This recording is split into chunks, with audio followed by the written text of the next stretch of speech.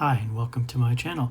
In this video I'm going to play some Deceptor from 1986 and do some commentary along the way. This is a Super Snapshot cartridge. I have to disable it in order to load. The game won't work with a cartridge with DOS add-ons.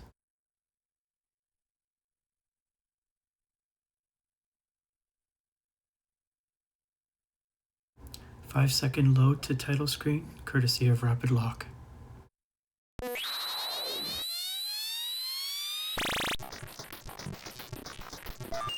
Now this is not a bitmap that you're looking at.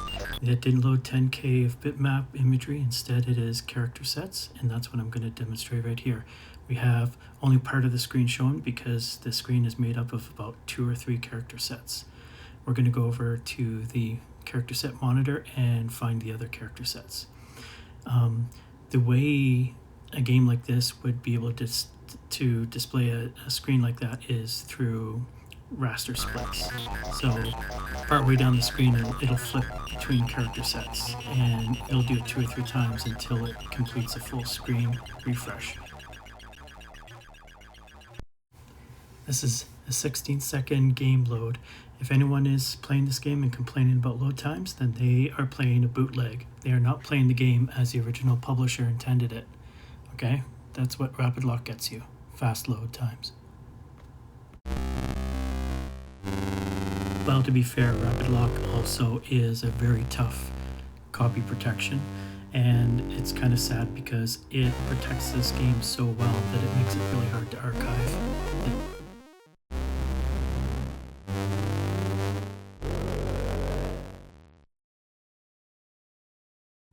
If you're going to play this game, then I strongly recommend that you turn off the transformation speed. The animations for the transformations are just way too long.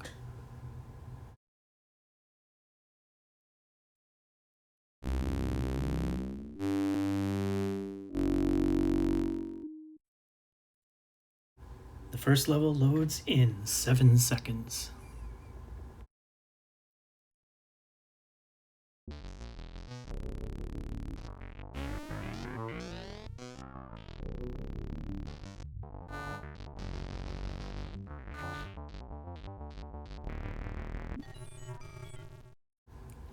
Okay, first thing to know about playing this game is that you do not die.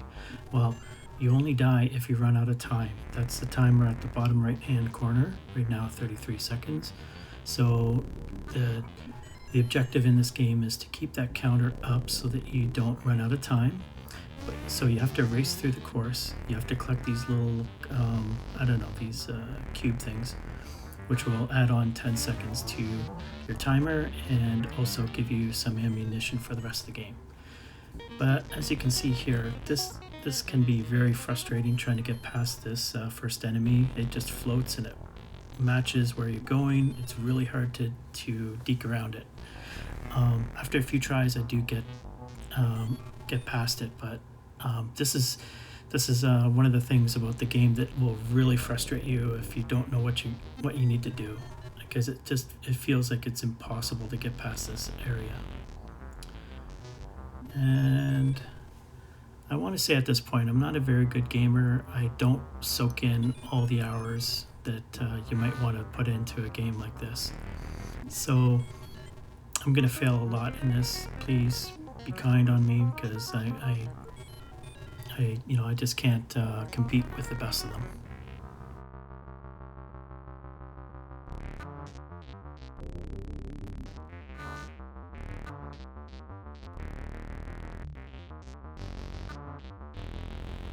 Okay, at this point I just want to interrupt the game to quickly show you that the screen itself, the playfield, is made up of multicolored characters.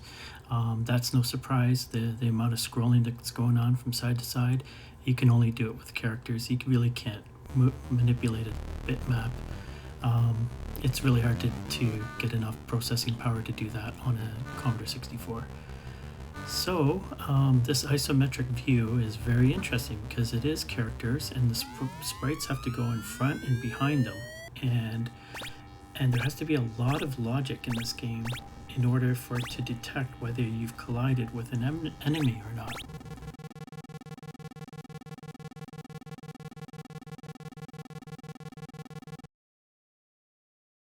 6 seconds to load level 2. One of the things that I really admire about this game is the music soundtrack from Paul Butler. It has a musicality to it, but it also sounds like it is procedurally generated. As you move through the course, it'll change. Some notes will drop in, some will fall out. The filtering will change. So for a game from 1986 on a 1 megahertz CPU like Commodore 64, that I think is quite remarkable. I think these guys at Artec were kind of exceptional. If you've seen some of the other games that they made for Accolade, you'll see that there's a lot of graphical finesse, a lot of cartoonish animations. They really found a way to optimize their games for the small memory of the Commodore 64.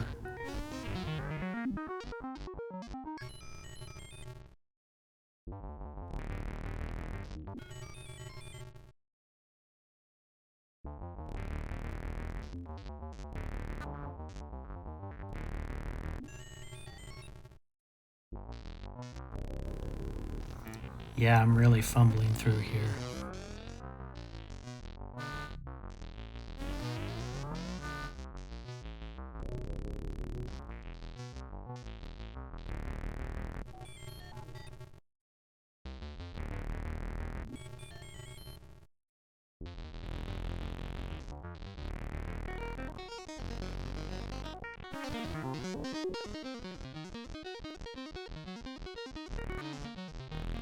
This move isn't very hard.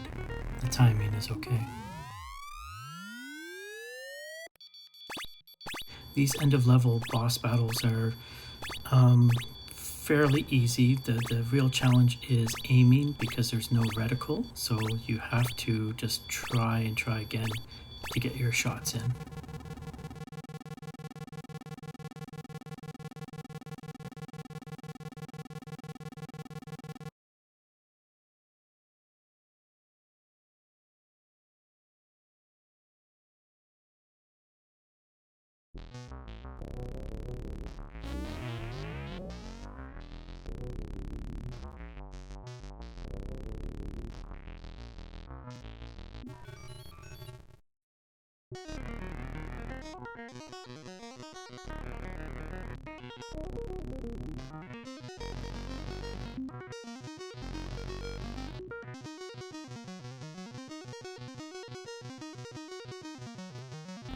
This bit right here I think is unfair because it just decided that I was now behind the scenery and not on the scenery.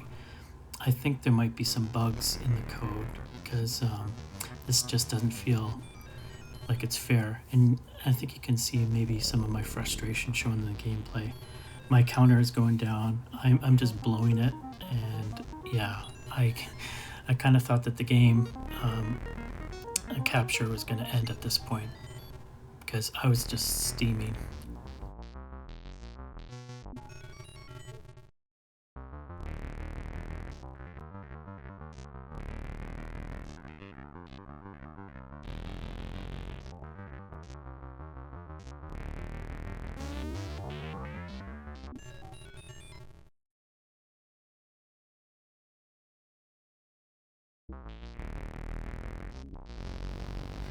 What am I doing?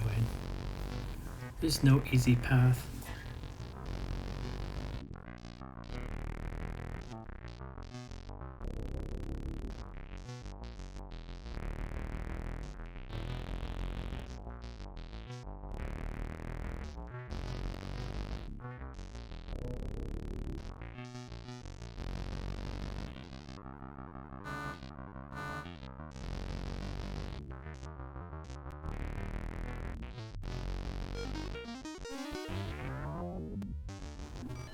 Don't.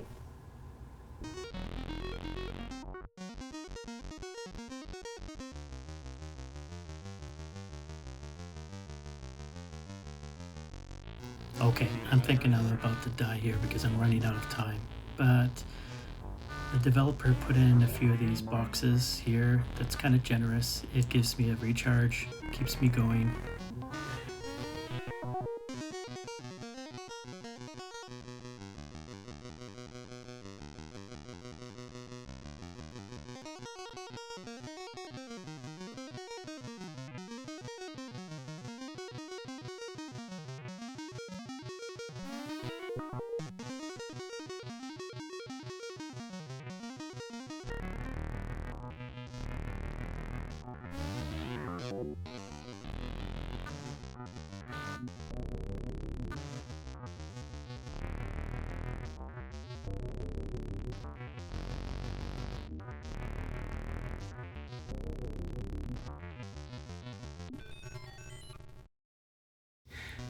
Well, this game does have an invisible checkpoint system. It doesn't take you very far back to the place where you failed, so in some sense it is a bit fair. It doesn't give you an insurmountable challenge.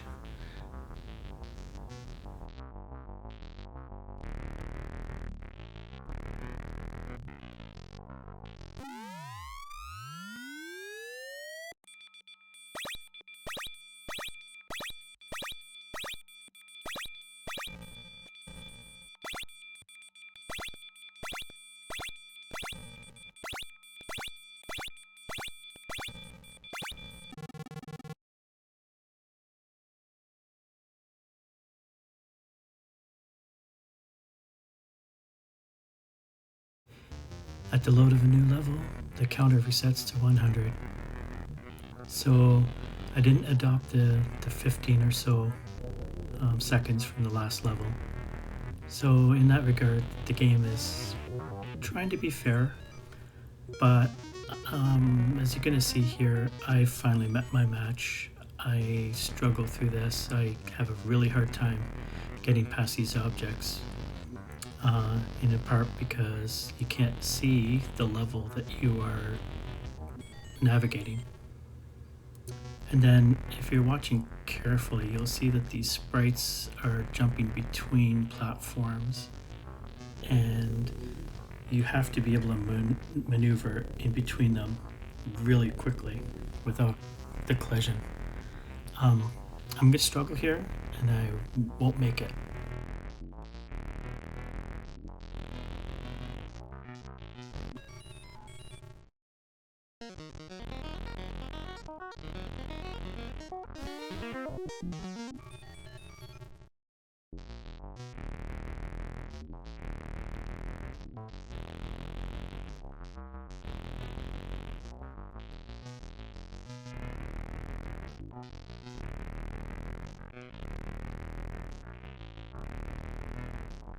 Oh, I nearly made it there, but I overshot and I fell.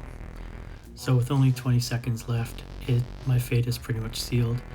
It's really hard to recover from a mistake like that.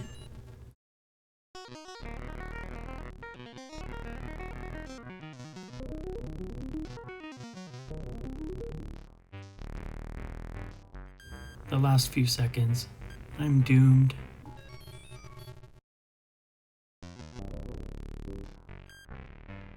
Why spoil the surprise at the end of the last level anyways?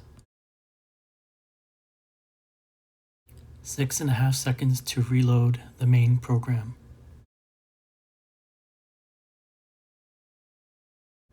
Who are all these clowns? Anyways, the final way to know that this is a legitimate copy and not a bootleg is, oh, look at the high score. There are no gamers, there are no crackers listed here. Well, so that's my video. Thanks for watching.